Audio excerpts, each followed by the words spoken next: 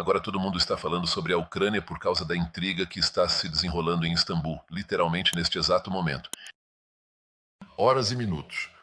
Mas não vamos esquecer a tragédia de Gaza e, de modo geral, a tragédia dos territórios palestinos, de outros problemas do Oriente Médio que foram criados como resultado de uma política agressiva e totalmente insensata dos países da OTAN, que recorrem ao uso da força armada sem qualquer reflexão, apenas porque algo ou alguém não lhes agrada em algum lugar.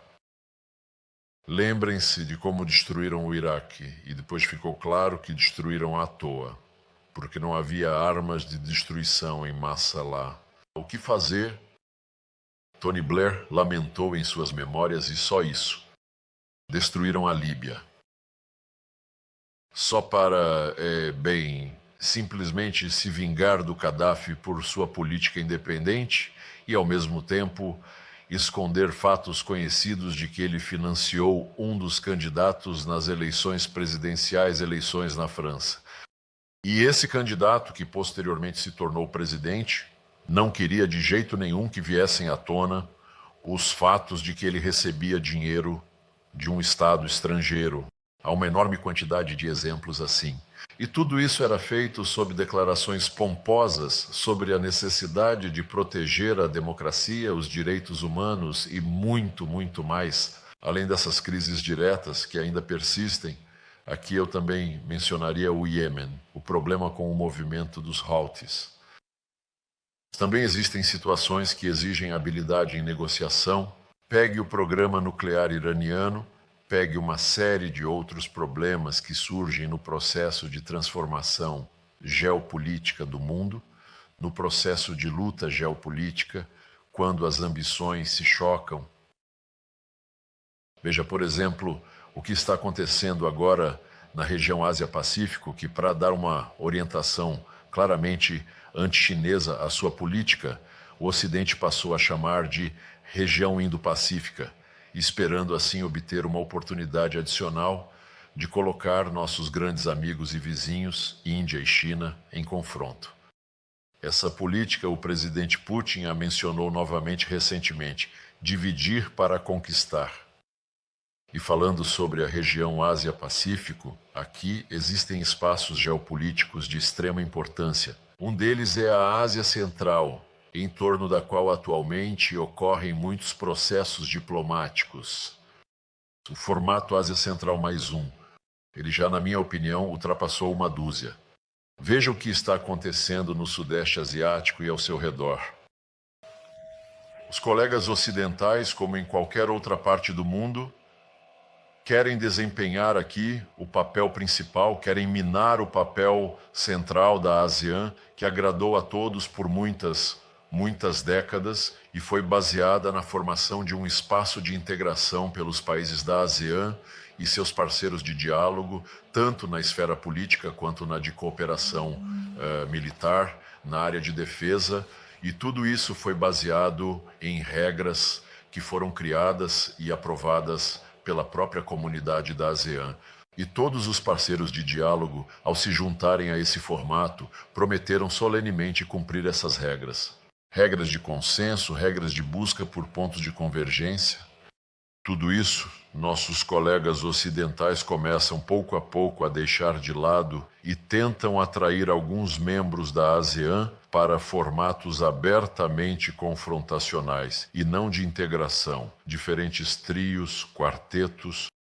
E já há líderes do secretariado da OTAN declarando seriamente que, sendo uma aliança para a defesa dos territórios dos países membros, eles são obrigados a implantar sua infraestrutura no Sudeste Asiático, no Estreito de Taiwan, no Mar do Sul da China e assim por diante, porque é justamente de lá que supostamente agora existem ameaças militares diretas para os países da OTAN. O que é isso? O fato de que isso, para dizer o mínimo, são fantasias e nem muito decentes, eu diria, isso nem precisa ser provado. Mas, nesse contexto, sim, é claro que também existem processos regionais mencionei o programa nuclear iraniano, mas há processos entre todos os países costeiros do Golfo Pérsico. O Irã e o Conselho de Cooperação do Golfo, que inclui 6 monarquias árabes, e entre eles também estão ocorrendo processos de normalização das relações. Nós também saudamos isso. Portanto, se considerarmos o nosso continente euroasiático, onde, como já disse, grandes civilizações continuam a existir, a chinesa, a indiana e agora a civilização otomana também está sendo revivida. Esperamos que o processo desse renascimento seja harmonizado de maneira equilibrada e cuidadosa com outras tendências subregionais, para que todos esses processos, moldados ao longo de milênios, não entrem em contradição uns com os outros, mas sim possam efetivamente se concretizar em uma espécie de convivência harmoniosa. Não existem outros continentes como a Eurásia, onde tantas civilizações coexistiram e mantiveram sua identidade e relevância na era moderna.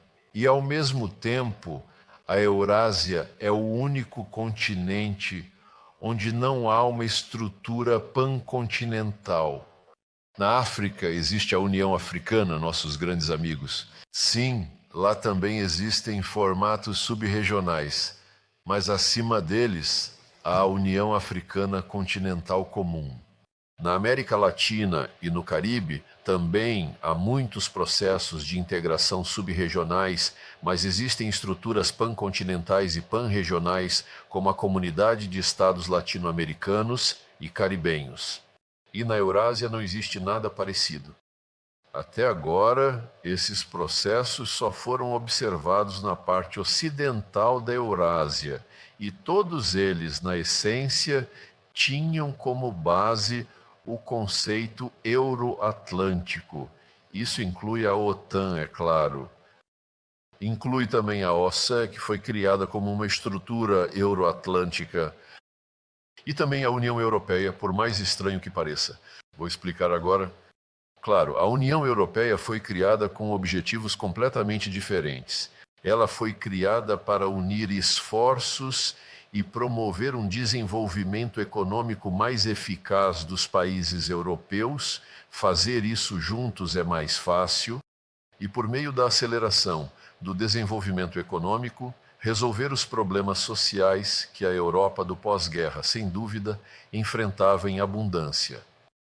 Mas nos últimos anos, a União Europeia também se transformou em uma estrutura euroatlântica, porque tudo o que ela faz é coordenado com a Aliança do Atlântico Norte.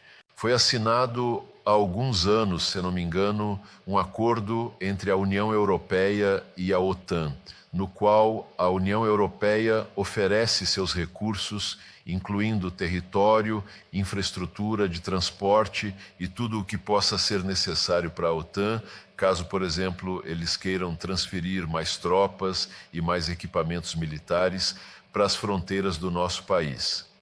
Isso é discutido abertamente.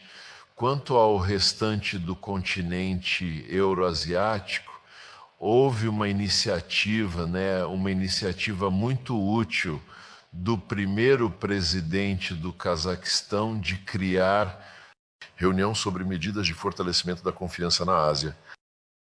Essa iniciativa tem se desenvolvido ativamente. Agora, quando no âmbito desta reunião, a presidência, após muitos anos em que o Cazaquistão liderou essa estrutura, está atualmente sob a presidência do Azerbaijão, está em andamento o processo de transformação desta reunião em uma organização.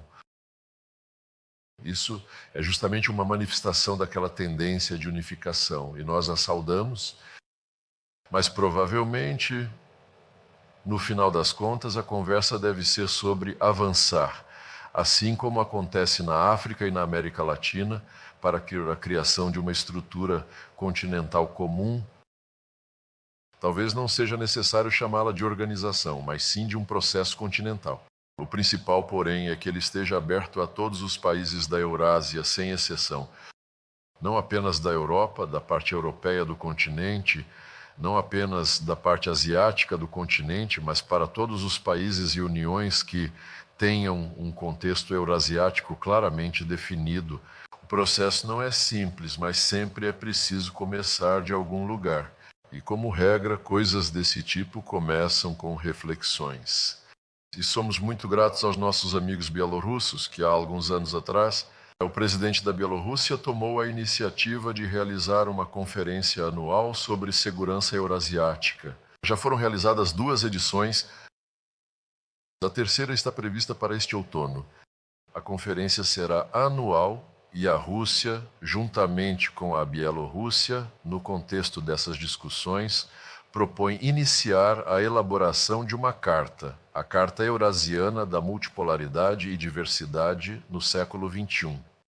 Convidando, mais uma vez enfatizo, todos os países, sem exceção, que estão localizados no continente eurasiático, incluindo a parte ocidental da Eurásia, quando nossos colegas daquela região, da parte ocidental do continente, estiverem prontos para dialogar não de forma arrogante, como tem feito ultimamente, não de cima para baixo, sem a grosseria que costumam demonstrar regularmente em relação à Rússia e a outros países, mas sim dispostos a conversar com base nos princípios aos quais aderiram ao ingressar na Organização das Nações Unidas. O principal princípio é a igualdade soberana dos Estados. E todos os demais princípios da Carta são absolutamente adequados, absolutamente atuais. O problema é que o Ocidente ou não os cumpre de forma alguma, como no caso da igualdade soberana dos Estados, ou age, como dizemos aqui, conforme lhe convém. Ou seja, quando lhe é conveniente, destaca um princípio, esquecendo completamente dos outros. Por exemplo, no caso do Kosovo, todos sabem, eles disseram que era a autodeterminação do povo do Kosovo. No caso da Crimeia, disseram que era uma violação da integridade territorial. E por que isso não é autodeterminação? Na Crimeia houve referendo, no Kosovo não houve. Agora, em relação à Ucrânia, todos os nossos colegas ocidentais, e até alguns não ocidentais, falam em uníssono. E o secretário-geral da ONU, aliás, com quem conversei várias vezes, continua dizendo: somos a favor da resolução da crise com base na Carta da ONU e na integridade territorial da Ucrânia. Bem, você é o secretário-geral, provavelmente deveria ler a carta inteira. E onde está o princípio da autodeterminação, que serviu para Kosovo e que foi reconhecido como absolutamente moderno e aplicável pelo Tribunal Internacional de Justiça da ONU, que afirmou que a separação de uma parte do Estado para formar uma entidade independente não necessariamente exige o consentimento das autoridades centrais. Isso está escrito lá. E o secretário-geral não pode se esquecer do princípio da autodeterminação. Ainda mais porque ele representa um país que foi uma metrópole e o processo de descolonização, de libertação do jugo das metrópoles, baseou-se no princípio jurídico internacional da autodeterminação dos povos. E a Assembleia Geral da ONU, já em 1970, declarou que sim, todos devem respeitar a integridade territorial dos estados, mas apenas daqueles estados cujos governos respeitam o princípio da autodeterminação dos povos. E por isso representam toda a população que vive no respectivo território. Será que as metrópoles, em meados do século passado, representavam os povos do continente africano? Claro que não. E os povos decidiram que, já que tudo isso se encaixa, existe o direito das nações à autodeterminação, existe afinal a justiça, e as autoridades que não atendiam aos interesses dos povos coloniais deixaram de ser legítimas. E quem pode dizer que o governo que chegou ao poder na Ucrânia em 2014, como resultado de um golpe de Estado, representava o povo da Crimeia, do Donbass, e agora representa as pessoas que professam a cultura russa há séculos, cujos antepassados fundaram essas cidades, fábricas, usinas, portos e que agora foram declarados não pertencentes ao povo originário da Ucrânia, tendo o idioma russo proibido em todas as esferas. Onde está ao menos uma única voz do campo ocidental? O Ocidente, afinal, quando analisa qualquer situação, na ONU, quando eles discursam, ou simplesmente durante outros eventos, seja qual for o país, Rússia, China, aliás, Índia, Venezuela, Irã, qualquer país. Só por curiosidade, desde 2014, vá à internet e folheie tudo o que puder. Bem, provavelmente sim. Provavelmente nossos amigos da Hungria defendem de forma consistente os direitos da minoria nacional húngara e fazem tais declarações. Mas aqueles que se consideram líderes do mundo livre, França, Grã-Bretanha, Alemanha, bem, nem vou falar da Polônia, dos países bálticos e assim por diante. Nunca. E claro, os burocratas europeus, Ursula von der Leyen e outros como ela, quando nós apelamos para que sejam cumpridos os princípios da Carta da ONU, incluindo o princípio que exige o respeito aos direitos humanos, independentemente de raça, sexo, idioma e religião. E idioma e religião são exatamente aquilo que na Ucrânia está categoricamente proibido por lei.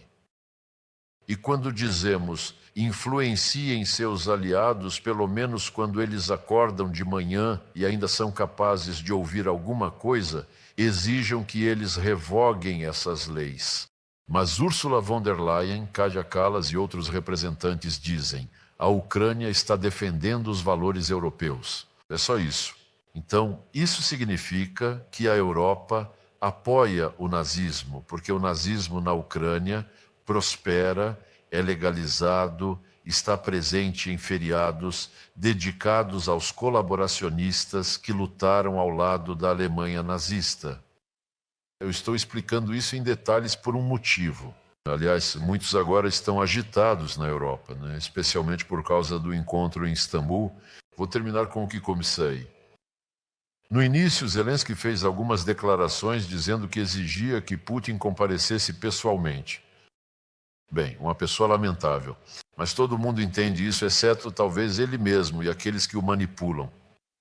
Depois, seus colegas mais experientes explicaram para ele que não deveria agir de forma tão tola e que negociações eram necessárias. Aliás, o Ocidente, nos últimos 3 ou 4 dias, de certa forma, deixou a palavra cessar fogo de lado.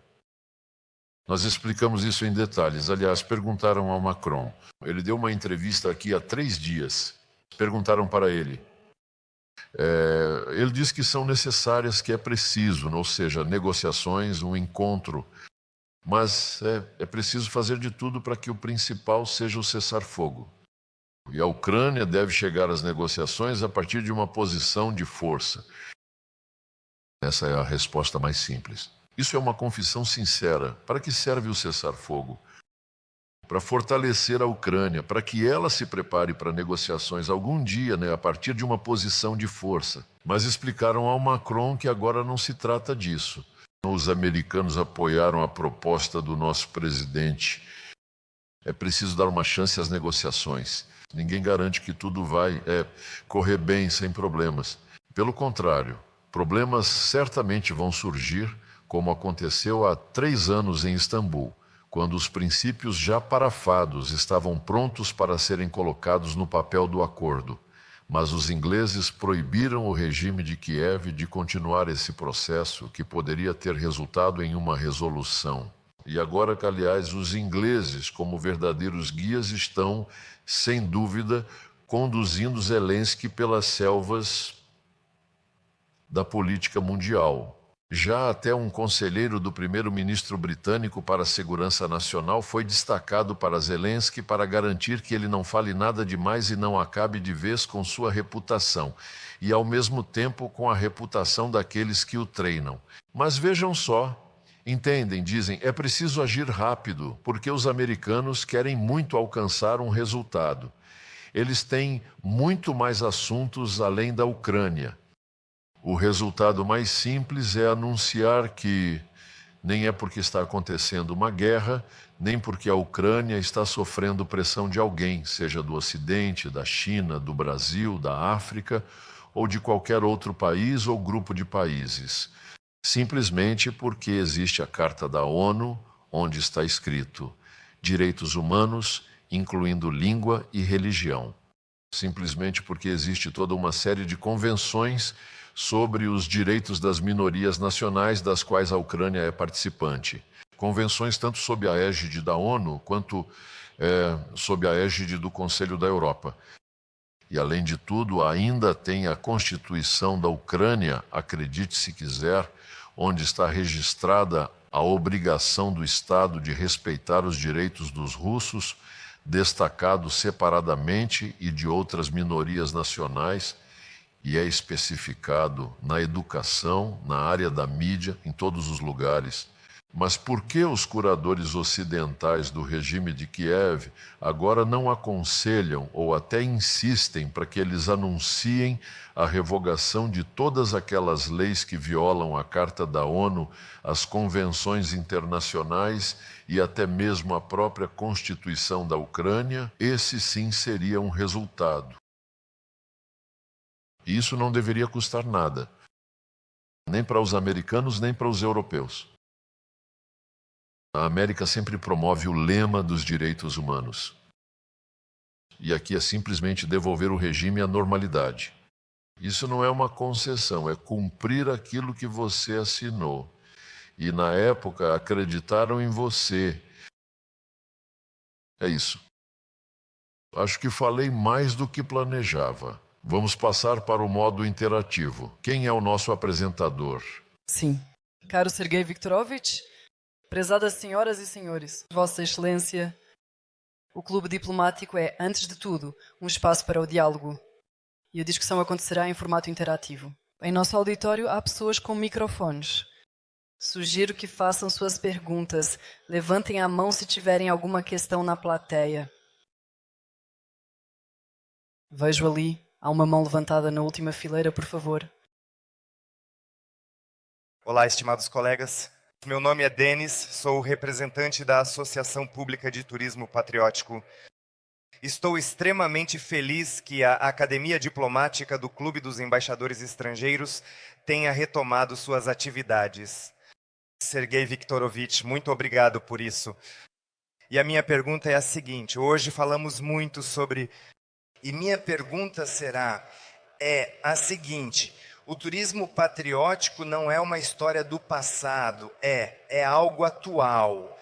E eu gostaria de saber de você, talvez, se o Ministério das Relações Exteriores da Federação Russa tem projetos para atrair novos visitantes para os nossos principais museus. Fomos os primeiros no espaço. E, bem, Helena Nikolaevna, eu estive no Museu do Átomo e é simplesmente um museu inovador e maravilhoso.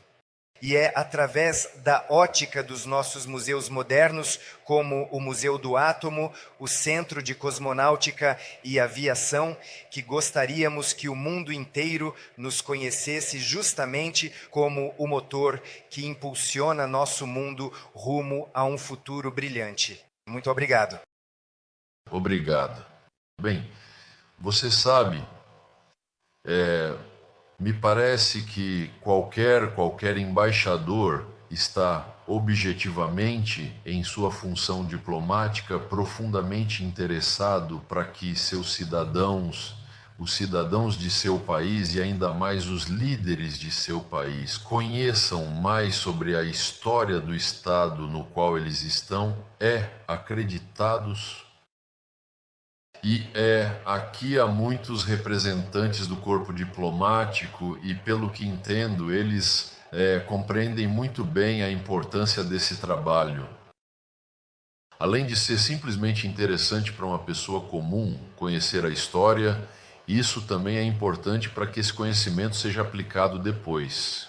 A história se repete e não necessariamente como farsa, às vezes ela se repete como uma lição, da qual é possível tirar algumas ideias para os dias de hoje. Isso é uma coisa. Por isso, se vocês acham que pode haver, agora está difícil para mim pensar em algo de imediato. Se vocês tiverem alguma ideia sobre como organizar eventos especiais para os embaixadores, nós, por exemplo, temos a prática de não sugerir visitas coletivas a museus, mas sim viagens pelo país. Regularmente, algumas vezes por ano, normalmente com antecedência, anunciamos publicamente um roteiro e os embaixadores interessados formam um grupo para alguns dias. Lá acontecem encontros com a liderança das regiões, visitas a empresas que formam a base da economia daquele determinado sujeito da federação e, claro, sempre há uma apresentação das belezas e dos pontos turísticos locais. Porque o patriotismo, eu espero que o turismo patriótico não seja apenas, embora isso seja um elemento obrigatório, não seja apenas sobre monumentos relacionados, mas agora, provavelmente, o principal símbolo do patriotismo é a vitória na Grande Guerra Patriótica. Mas o patriotismo também é simplesmente a história do seu povo, que se manifesta nas mais diversas formas e, claro, na arquitetura, na pintura e até mesmo na própria natureza. Há quase um mês, quer dizer, há um ano, realizamos, junto com Gleb Fedeyevich Nikitin, o encontro dos ministros das relações exteriores do BRICS. O que eles viram em Nizhny Novgorod, eles nunca vão esquecer. Eu não ia lá há muito tempo. E fiquei, claro, inspirado com o modo como a cidade está se transformando e de forma muito cuidadosa ela está se tornando moderna, mas sem perder aquela antiguidade e o espírito que permeia tanto a natureza quanto as igrejas e muitos outros lugares dessa região da Rússia. Por isso somos totalmente a favor. Se houver sugestões de como podemos incentivar ainda mais o corpo diplomático com base na sua experiência, por favor, compartilhe conosco. Ainda há uma pergunta. Por favor, passem o microfone para as primeiras filas.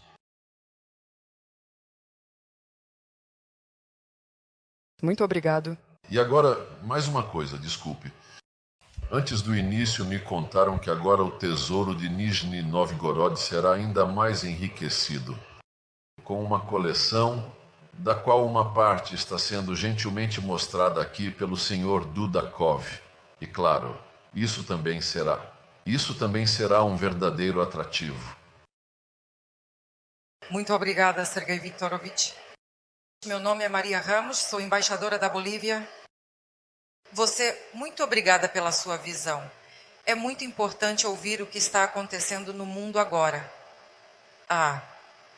Você mencionou no início da sua apresentação, você mencionou sobre inteligência artificial. E claro, há muitas questões, muitas perguntas.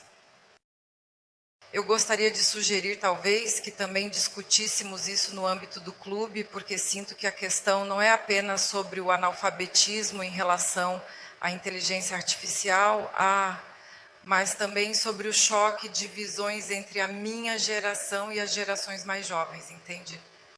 Por isso seria interessante se alguns especialistas pudessem falar sobre isso, já que compartilho muito da sua visão sobre diplomacia e inteligência artificial. Muito obrigada.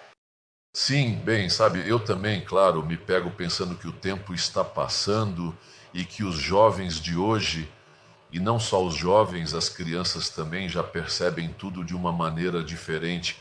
E para eles, muitas coisas que para nós pareciam ficção científica na idade deles, são simplesmente como um mingau de manhã. É impossível viver sem elas, não dá para ficar sem. Eu falando sobre esse assunto, sobre como as gerações criam novos modos de vida, quem sabe talvez quando esses jovens de hoje, que já no jardim de infância abrem iPhones, smartphones, Huawei, tudo o que aparece e se sentem em casa com isso. E E nós falamos, temos esses provérbios russos antigos. Quando as pessoas mais velhas se encontram, conversam sobre os jovens e dizem: ah, agora não é mais como antes. Antigamente até a grama era mais verde e a água era mais molhada. E daqui a uns 50 anos, esses meninos e meninas de hoje vão se encontrar e dizer: na nossa época ainda existia inteligência artificial, agora não tem mais nada. Mas esse é um tema muito importante, é um tema realmente muito importante. E eu vou lhes dizer que no nosso ministério temos um departamento que lida com segurança da informação, cibersegurança. Mas isso já é mais do que apenas inteligência artificial. E agora queremos reformar esse departamento. Planejamos realizar uma reunião especial do Conselho dentro de 1 mês ou 1 mês e meio. Agora meus funcionários estão preparando isso. É absolutamente necessário ter isso em mente, porque envolve questões de grande importância, como a segurança do Estado, mas também o desenvolvimento do Estado. Não é à toa que nosso presidente, há alguns anos, se não me engano em algum fórum econômico, disse que quem estiver à frente no avanço da inteligência artificial para as áreas práticas será o líder. Bem, eu acho que haverá vários países assim, mas, claro, isso precisa ser usado na diplomacia, porque antigamente era preciso correr pelos corredores. Quando comecei minha carreira, era preciso correr pelos corredores. Lá, uma datilógrafa digitava algo para você, e Deus me livre se você cometesse algum erro. Era preciso cobrir o erro com aquele corretivo branco, já nem me lembro como aquilo se chamava, e digitar tudo de novo. Pois é. Bem, claro, trabalhar com uma datilógrafa de verdade é melhor do que com qualquer inteligência artificial. Isso também precisa ser reconhecido. Mas claro, o processo era muito longo e demorado. Agora tudo é instantâneo e essa rapidez na hora de encontrar o que você precisa, claro, é preciso valorizar isso e aprimorar esse processo de todas as formas possíveis. Mas quando você já obteve o que precisava, quero dizer, os fatos. Fatos da história passada, de algo recente. Por exemplo, como se desenvolveu a crise ucraniana, digamos. Agora, muitas vezes é preciso lembrar aos franceses, alemães, britânicos que simplesmente mentem descaradamente. Macron, não faz muito tempo, há cerca de 1 mês, simplesmente declarou que Putin se recusou a cumprir os acordos de Minsk. Veja, até mesmo aquilo que aconteceu há alguns anos, quando o antecessor dele admitiu que não pretendia cumprir nada, eles distorcem dessa forma. Mas ao receber esses fatos, ao refrescar seus conhecimentos, literalmente com o apertar de um botão, sem precisar procurar, folhear arquivos, milhares de páginas, isso é muito importante. Mas depois, quando você já obteve ou relembrou esses fatos, aí é a sua cabeça que deve funcionar, claro. Muito obrigado, Sergei Viktorovich. Temos mais uma pergunta da plateia. Peço que passem o microfone.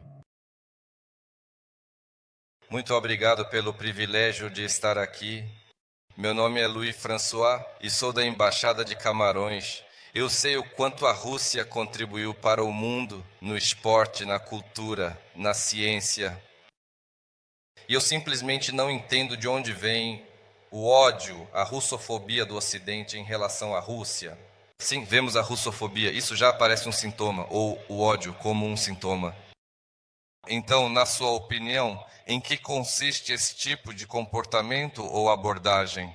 Sim, é claro, nós africanos, talvez eles nos vejam como uma raça inferior, mas vocês têm pele branca, se parecem com eles. Vocês são muito inteligentes, investem em ciência, em esportes. Mas por que existe esse ódio contra vocês? Eu gostaria de entender. Muito obrigado. Bem, sabe, há muitos julgamentos diferentes sobre isso por parte das pessoas. E eu também mencionei alguns exemplos históricos. Quando Napoleão, o grande e famoso imperador da França, reuniu praticamente toda a vasta Europa em seu grande e poderoso exército para atacar a Rússia, o Império Russo. O que aconteceu no final, todos sabem.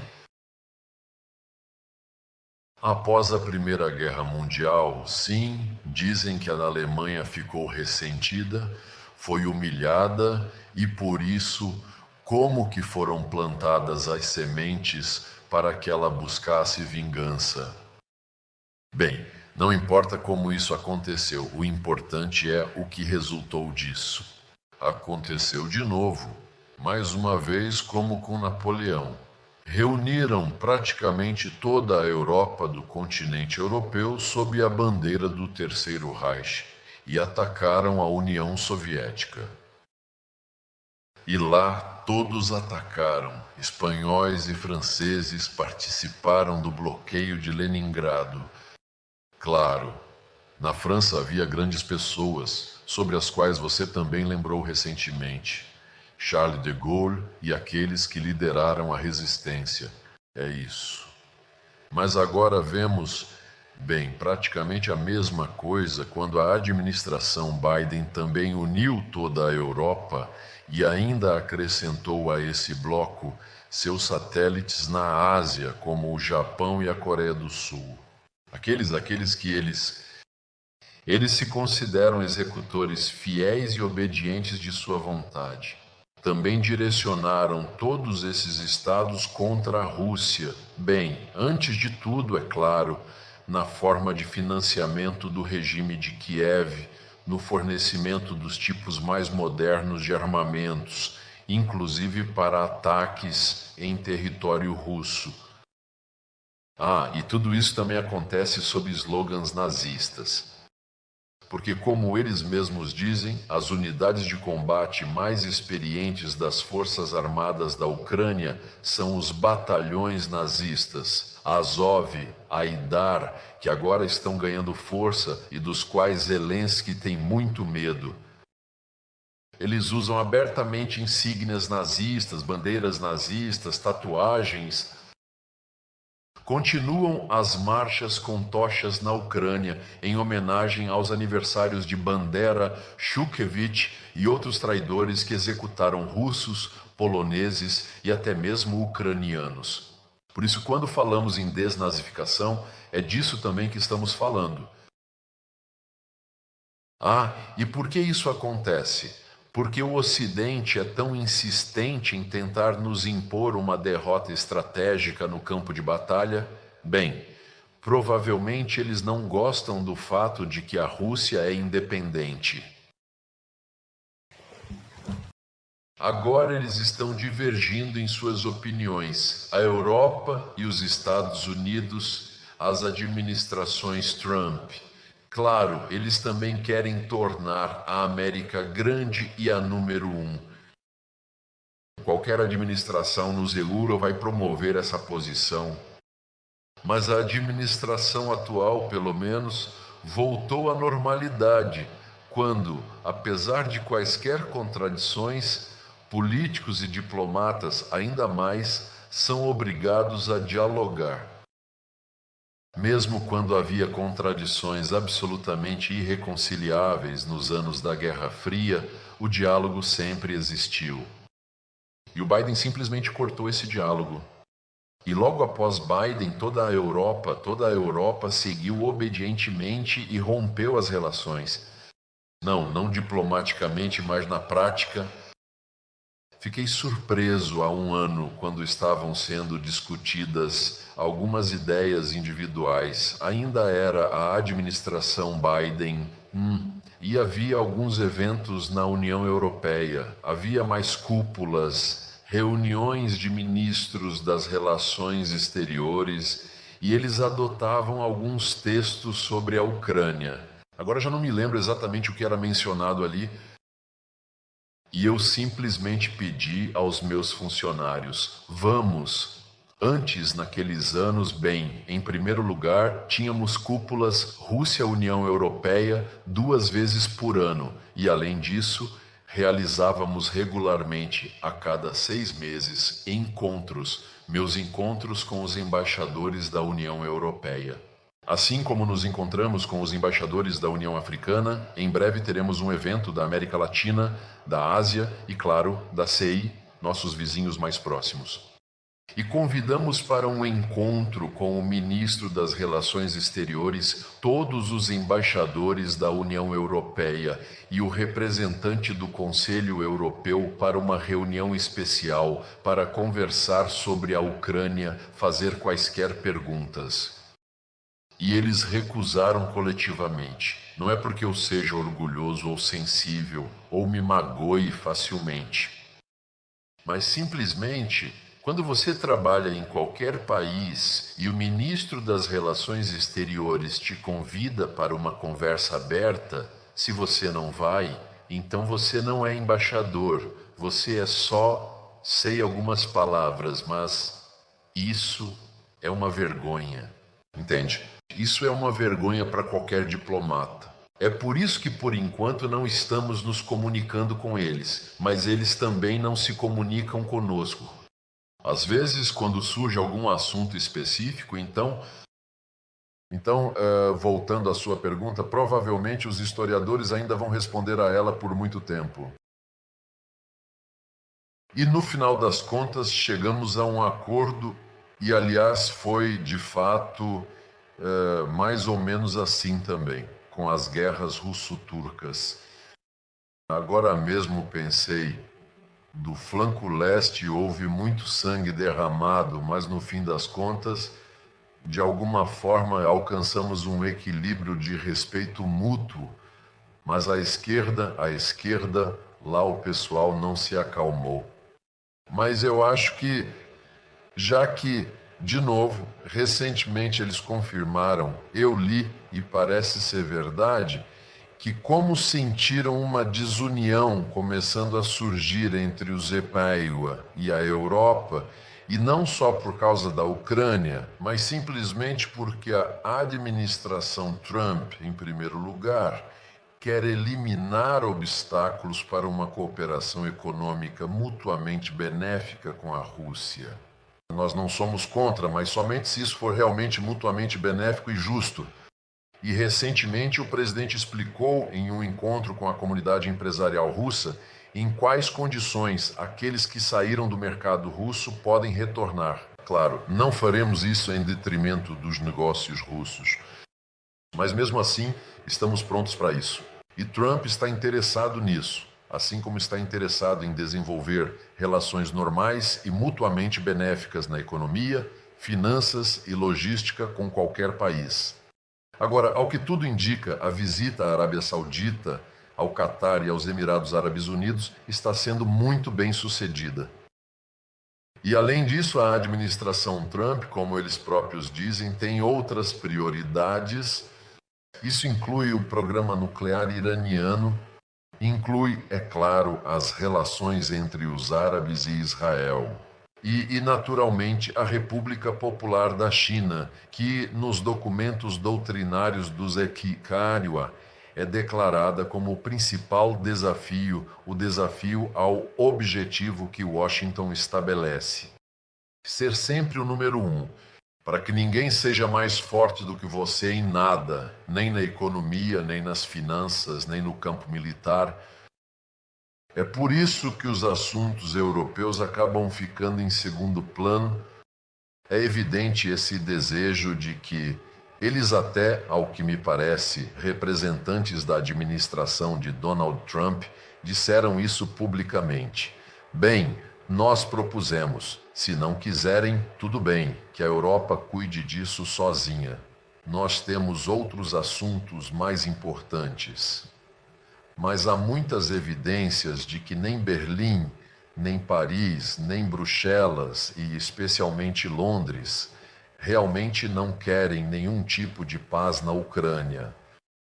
Eles decidem que, já que os Estados Unidos estão, por assim dizer, se afastando do apoio ativo, isso, aliás, também vai se refletir na OTAN, então a Europa precisa começar a pensar em si mesma de alguma forma. Lá o Macron já inventou algum tipo de exército europeu, está pronto para colocar suas ogivas nucleares em um fundo comum. E nessa situação, segundo as nossas informações, eles continuam conversando diretamente entre si. Não se pode interromper a mobilização da Europa contra a Rússia. E, nesse sentido, a Ucrânia é um instrumento inestimável. Veja, eles já estão conversando por lá. Lá, é claro, está cheio de mercenários e também de pessoas que não são mercenários, mas que, sob o disfarce de mercenários, atuam como instrutores, militares em serviço ativo dos exércitos dos países da OTAN. E agora eles ainda querem enviar forças de estabilização para lá. Entenda, já foi explicado tantas vezes que isso será absolutamente... isso é inaceitável para a Rússia. Mas eles continuam, promovendo tudo isso. Temos uma palavra para isso. Estão provocando. E ao mesmo tempo dizem, veja só, Macron, anteontem ele deu uma entrevista à TTT F1. Ele disse, não podemos entrar em confronto direto com a Rússia, senão será a Terceira Guerra Mundial, e nós não queremos isso.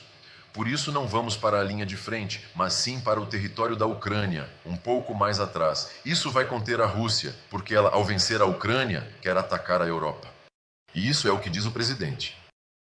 E não é simplesmente o presidente de algum país recém-formado, mas sim o presidente de um país com séculos de história, cultura e tradições. Pois é, esse é o problema. Por isso, enfim, nós também temos uma expressão parecida, mas, sinceramente, não dá para entender isso com a razão. É assim mesmo que as coisas são, sabe?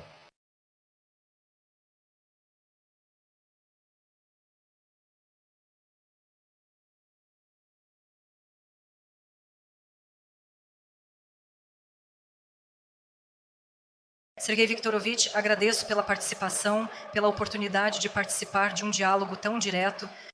E surgiu o desejo, justamente como o primeiro a falar, sobre a sua proposta, quais poderiam ser as opções. Por favor, apresente-se. Mulher Olesia Vladimirovna. Eu justamente represento a indústria pública russa, mais especificamente o turismo, a missão da minha vida. Trabalhamos de forma próxima com o poder legislativo e executivo e justamente agora, como uma iniciativa, percebi que há uma demanda de países africanos, e não só deles, mas também de outros países amigos, por uma troca de experiências no setor de turismo. E quando o senhor mencionou agora sobre levar diplomatas, por exemplo, para as regiões, isso pode ganhar um significado ainda mais profundo. E talvez, como uma opção para que isso se torne uma ação mais planejada, uma interação mais estruturada, uma troca de experiências mais completa, poderíamos reviver o tradicional Conselho de Turismo junto ao governo, no qual, por exemplo, diplomatas poderiam participar ou talvez em algum formato não regular. Não daria certo. Você deveria ir para a diplomacia. Obrigado. Você começou com uma pergunta aparentemente simples sobre as viagens dos diplomatas pelo país, mas na verdade quer defender seus interesses no governo. Bem, veja só. Em primeiro lugar, os países têm interesse em ver como o turismo funciona na Rússia e começar a interagir no formato B2B. Eu sei disso porque justamente dei palestras na Riguts no ano passado, especificamente para representantes dos BRICS. Por isso eu conheço essa questão por dentro. E hoje mesmo ouvi dos colegas que existe essa demanda. E além disso, que já está sendo feito um certo trabalho. Talvez seja apenas uma questão de tornar isso uma pauta mais planejada e estruturada, na qual já se possa integrar. O turismo, no nosso país, é responsabilidade do Ministério do Desenvolvimento Econômico. Nós não lidamos com turismo. Nós garantimos, na medida do possível, as condições ideais para o trabalho de diplomatas, embaixadores e seus funcionários na Federação Russa. Temos interesse em que eles conheçam mais sobre a Federação Russa.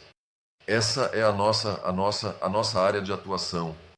Sim, eu entendo. Mas é que, quando eles forem para as regiões, seria bom que eles não apenas... Para que eles digam que é preciso criar um Ministério do Turismo. Não exatamente. É só para que eles conheçam melhor o potencial.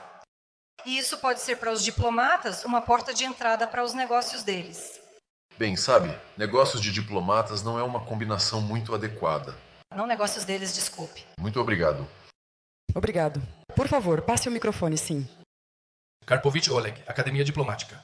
Sergei Viktorovich, muito obrigado pelas suas avaliações de especialista. Eu tenho uma pergunta. Este ano não é apenas o 80º aniversário da Grande Vitória, mas também 80 anos da Organização das Nações Unidas. Portanto, nesta grande organização é, em princípio, um grande jubileu. Sabemos que o senhor trabalhou por muito tempo na representação da ONU e, por isso, nesta situação, quais seriam os seus 3 desejos para o aniversariante? Obrigado. Bem, eu diria sobreviver. Porque recentemente houve um escândalo quando foi publicado. Os dados estatísticos mais recentes. O secretariado da ONU. A situação das contribuições. O orçamento, se não me engano, é de 3 bilhões e meio por ano para toda a ONU. E a dívida, as contribuições não pagas, que já deveriam ter sido transferidas, mas não foram pagas, somam mais da metade desse valor. E então perguntaram ao Guterres ou ao seu representante oficial, de maneira clara e oficialmente, diante de todos ali presentes: o que fazer agora? Será que a ONU vai fechar? E ele respondeu com confiança que não vai fechar. Vamos apertar o cinto, aliás, aonde apertar, como em qualquer burocracia. Lembro-me de quando o secretário-geral era, se não me engano, Boutros Ghali, e ele estava recebendo um chefe de Estado. E ao lado aquele estojo, né, o prédio alto onde fica o secretariado, 38 andares, e o chefe de Estado que estava ali pela primeira vez. Sim, e o secretário-geral diz: este é o secretariado, onde trabalham meus funcionários. E então o chefe de Estado pergunta: quantas pessoas trabalham neste prédio? A resposta foi: aproximadamente metade. Legendas feitas por Dimati. Isso é uma piada da vida real.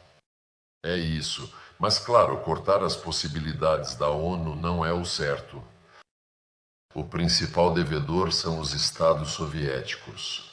Lá, se não me engano, é mais de 1 bilhão.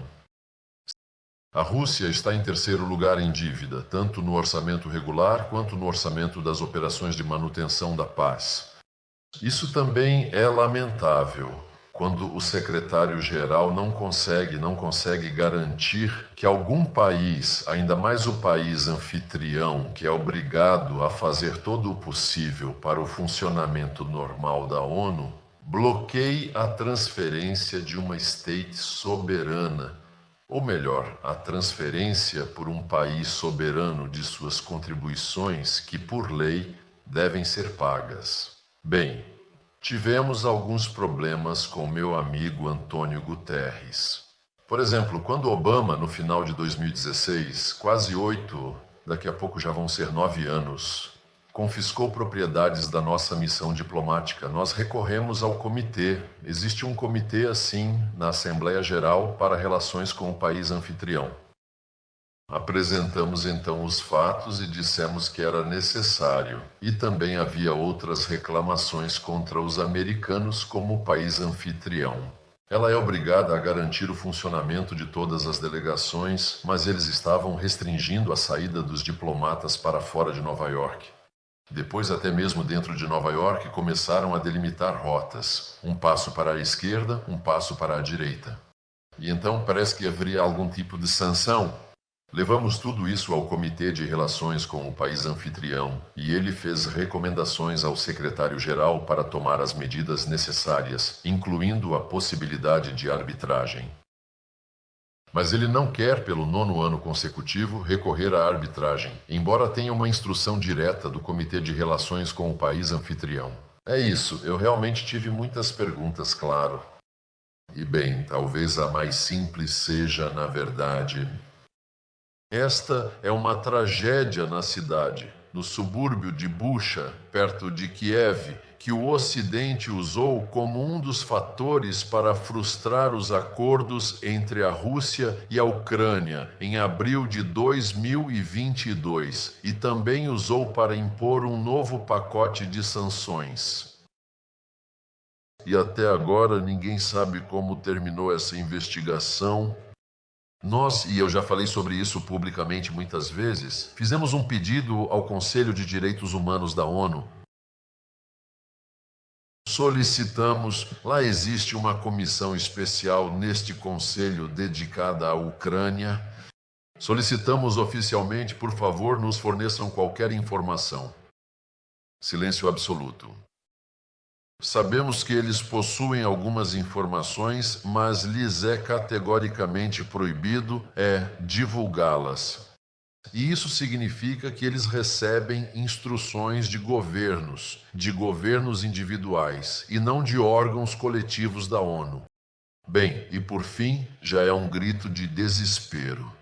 Várias vezes, publicamente no Conselho de Segurança da ONU, na presença de todas as delegações, dirigi-me ao secretário-geral, que também estava na sala. Será que a ONU pode ao menos ajudar a obter a lista das pessoas cujos corpos foram mostrados pelos jornalistas da BBC, que, aliás, estavam justamente nesse subúrbio de Kiev e sobre as quais ninguém mais sabe de nada? Vou dizer mais. Quando estive em Nova York, nas 2 últimas vezes, realizei uma coletiva de imprensa e todos os meios de comunicação mundiais estavam representados lá. Eu lhes disse, caros colegas, bem, o jornalista normalmente gosta de investigar, de chegar à raiz de algum caso. E aqui está tudo na superfície. Será que através de vocês é possível conseguir os nomes dessas pessoas, cujos corpos estavam ali cuidadosamente dispostos ao longo da estrada? Ninguém reagiu de forma alguma. Isso não faz pensar? Claro que faz. Agora o Boeing da Malásia. Bem na véspera, um dia antes da chegada do primeiro-ministro da Malásia, que esteve aqui ontem em visita, Anwar Ibrahim, a Organização Internacional de Aviação Civil publicou um documento com os resultados da investigação daquele Boeing da Malásia, quando ocorreu a catástrofe em julho de 2014.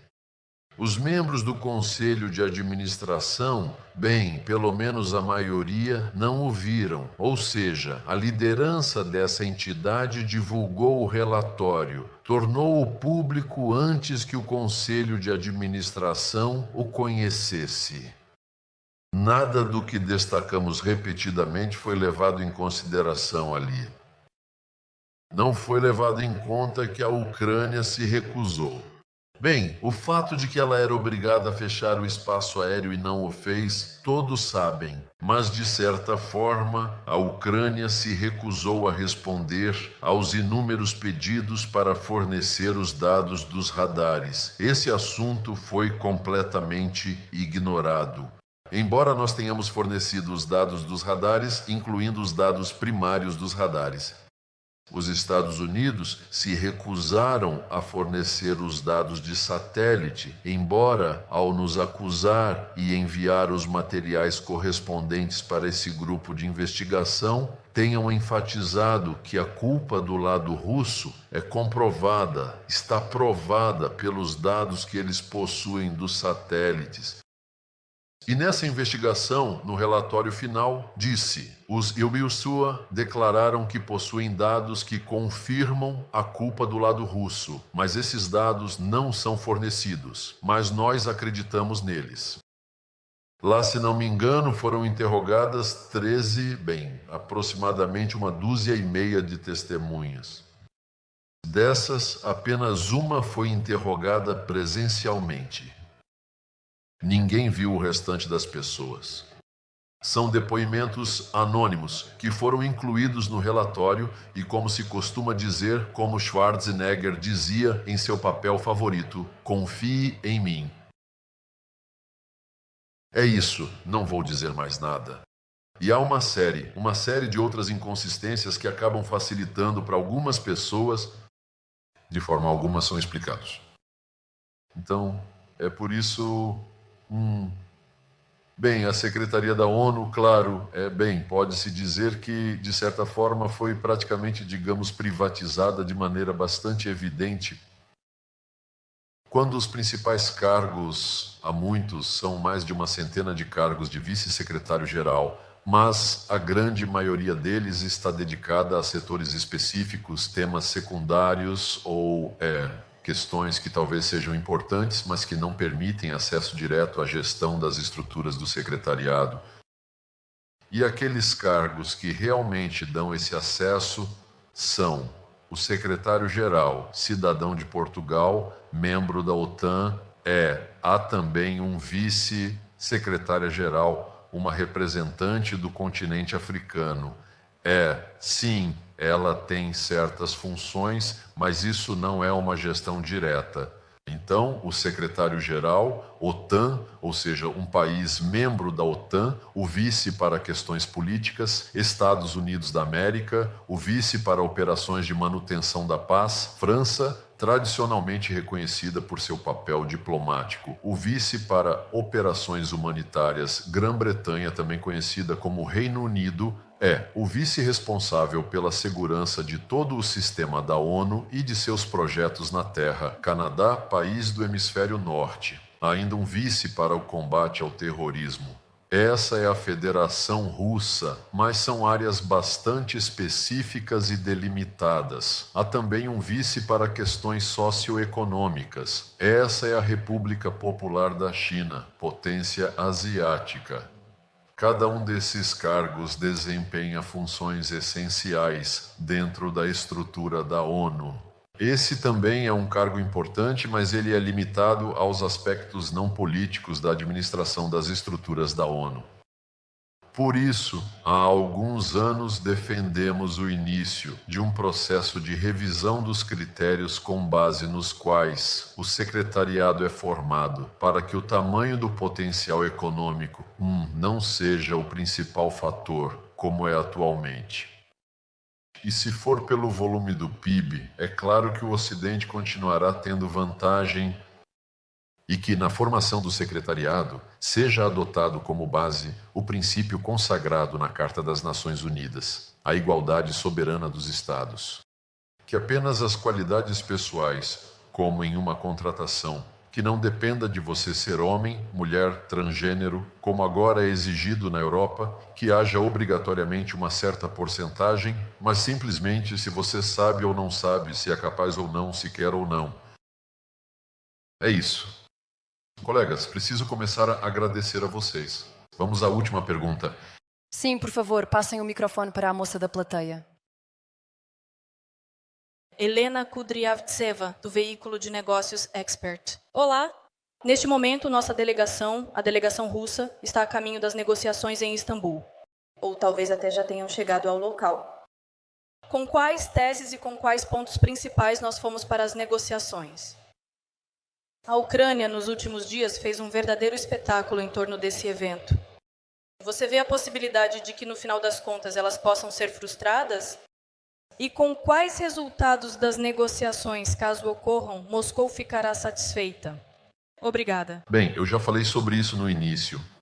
O presidente falou sobre isso várias vezes. Eu nem vou me repetir. Ele disse que, em junho do ano passado, ao discursar no Ministério das Relações Exteriores, ele expôs toda a nossa posição, que consiste na necessidade não de concordar com um cessar-fogo apenas para, mais uma vez, encher a Ucrânia de armas e incitá-la a continuar a guerra, mas sim de garantir uma solução de longo prazo e sustentável, que reflita de forma justa os interesses de segurança de todas as partes envolvidas. Para isso, é necessário eliminar as causas primárias desse conflito. Nós alertamos durante muitos anos para que essas causas primárias não fossem criadas, tendo em vista o que fazia o grupo de golpistas que chegou ao poder em Kiev após o golpe de Estado em 2014. A criação de ameaças à segurança da Rússia por meio da introdução de infraestrutura da OTAN no território da Ucrânia. E os membros da OTAN realmente queriam isso ativamente. E a segunda coisa com que os golpistas estavam ocupados era o extermínio da língua russa, da cultura russa, de tudo o que de alguma forma ligava a Ucrânia à Rússia. É basicamente isso. E aqui, nesta segunda parte da resposta, também se encaixa a desnazificação, porque o que eles estão fazendo, o regime de Zelensky, em relação a tudo que é russo, é puro nazismo. E, claro, a desmilitarização, porque, como já disse, entre as causas principais estavam os planos da OTAN de ocupar o território da Ucrânia, estavam sendo planejadas bases para serem criadas em território ucraniano, bases navais na Crimeia estavam sendo planejadas antes mesmo do golpe de Estado, e os golpistas também deveriam implementar esses planos no Mar de Azov. Tudo isso realmente aconteceu. Por isso, a questão de exatamente quais capacidades militares a Ucrânia terá, especialmente no contexto atual, está longe de ser irrelevante. Aqui não pode haver nenhuma conversa sobre presença militar estrangeira. Quanto às perspectivas, bem, a diplomacia não é sobre adivinhar, mas sobre agir. E para agir, é preciso fazer isso de forma profissional. E de forma profissional não é gritar no microfone como Zelensky. Exijo que Putin venha pessoalmente até mim, mas sim tratar de questões reais. Colegas, muito obrigado a todos vocês. Vamos continuar nos encontrando neste formato. Mas, como o clube é diplomático, vamos convidar os representantes do corpo diplomático. Na verdade, eu só queria dizer que vocês têm vantagem durante a parte interativa. Por favor, não fiquem constrangidos, senão nossos colegas mais combativos acabam dominando a discussão. Então, mais alguma pergunta? Até a próxima. Muito obrigado. Muito obrigado.